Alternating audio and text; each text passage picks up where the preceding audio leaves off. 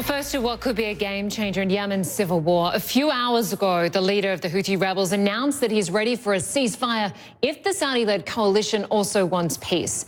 The Iranian-backed Houthis run much of western Yemen. You can have a look at the map we were going to pull up now. You can see there in red, that's the area the rebels control. It includes the key port city of Hodeidah, which the coalition has been trying to capture. Sam Kiley tells us about the rebels' latest move and why the timing matters. Just under 3 weeks ago, the United States and the United Kingdom joined voices with the United Nations to call or renew their calls and demands for a ceasefire within 30 days in the Yemen. There has been a dialing down in the violence, and just in the last few hours, there has been a statement published by the leader of the Iranian-backed Houthi rebels who are clinging on to the port city of Hodeidah and control some 25 to 30% of the country more generally. That statement said, in part, that they are prepared, this is the Houthi rebels, to end their drone attacks and their use of long-range missiles as a sign of goodwill. There was an offer of goodwill that came from the Saudi-led coalition side, which about a week ago agreed to allow the medical evacuation of about 50 wounded Houthi rebels as a precondition to meeting. There are meetings hoped for to be held sometime over the next couple of weeks somewhere in Sweden. But this is a major breakthrough in a conflict that really has run into the sand for the Saudi-led coalition, which is trying to battle the Houthi rebels, and above all to try to make sure that Iran does not get a foothold in that strategically important part of the Arabian Gulf that controls access to the Red Sea. At the same time, of course, the Iranians are insisting that they're backing their Shia brethren, the Houthis, in their efforts to prevent an annihilation, if you like, of the Houthi rebellion. But this, after many, many years of bloodshed, some tens of thousands of people injured, thousands wounded, and 400,000 children, according to the United Nations Children's Fund, on the verge of starvation, offers a slim glimmer of hope, just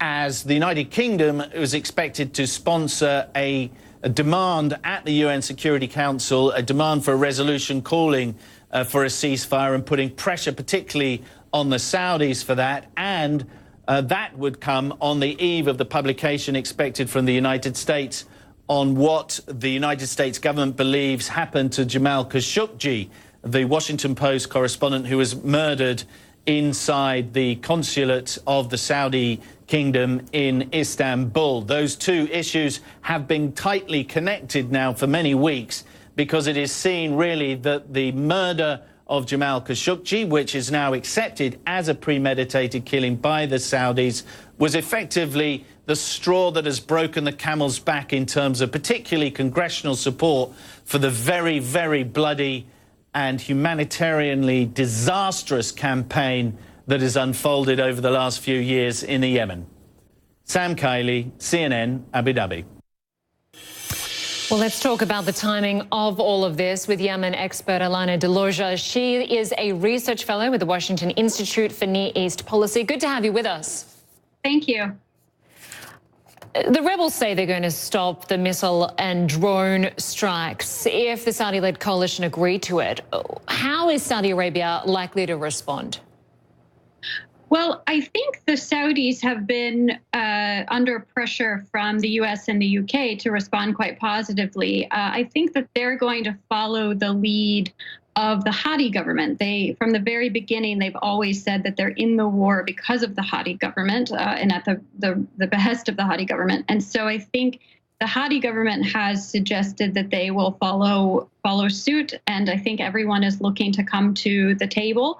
So I'm hopeful that there will be a de-escalation, if not a complete ceasefire, at least a de-escalation.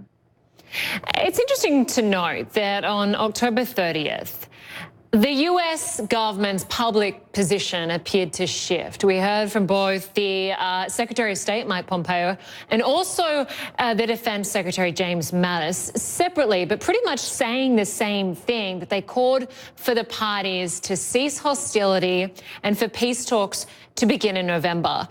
Those comments, of course, in the wake of the killing of the Washington Post journalist Jamal Khashoggi. Has the US changed its position? Is its support for the Saudi-led coalition waning?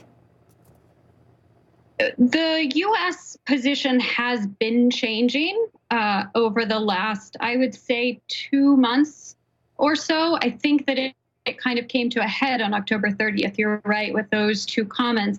But there were private discussions going on in the background prior to those public comments, where the US and the UK were really pressuring the coalition to try to find an end to this war, in part because the US administration is receiving pressure from Congress. And with the US elections, at that time coming up, I think there was a sense of sort of time is running out. And so those private discussions had been happening before, but then it sort of came to a head on October 30th, in part because the UN Special Envoy has been looking to get talks together before the end of the year. And so it paired up quite nicely with his timeline as well.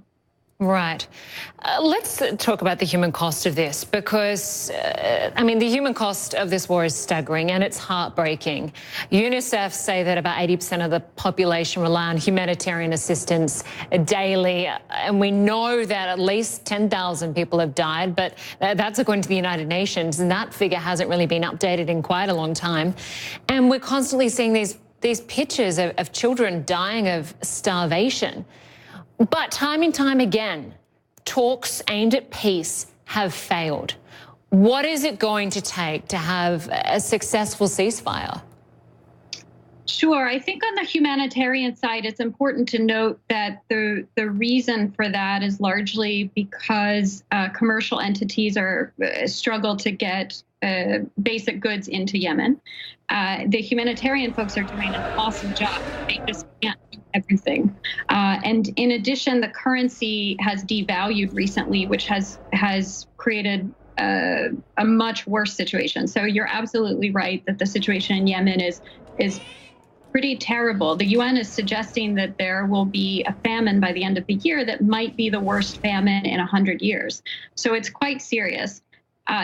In terms of what it will take, I think that the UN Special Envoy has made incredible progress over the last couple of months in terms of getting, there's prisoner releases that are apparently lined up.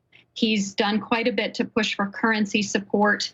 He's apparently sorted out the logistical problems that are the reasons the Houthis gave for not attending the talks last time. And so there's a series of things that have already happened prior to these talks, which really give, I think, a sense of hope that these talks might be the best talks since the Kuwait talks in 2016. Well, we can only hope so. Alana Deloja, really good to get your perspective. Thanks so much for your time tonight.